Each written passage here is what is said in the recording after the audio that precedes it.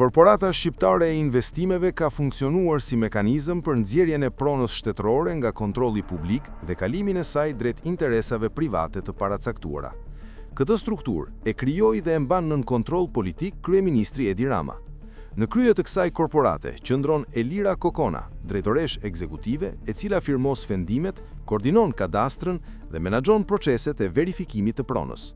Ajo kontrollon praktikisht hyrjen dhe daljen e territoreve publike nga regjimi normal ligjor. Modeli është i njëjtë në çdo rast. Prona publike izolohet administrativisht.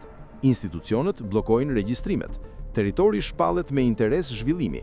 Procesi futet në negociata të mbyllura pa garë dhe pa transparencë.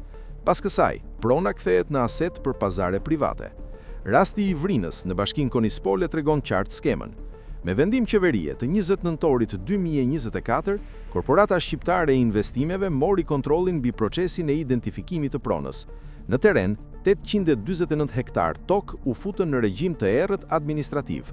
Pronarët u mbajtën pezull, kadastra u bllokua. Toka doli jashtë qarkullimit juridik. Burime investigative raportojnë hyrjen e kapitaleve të mëdha në këtë zonë, përfshirë subjekte të lidhura me trafik droge dhe individ të pozicionuar në Dubai.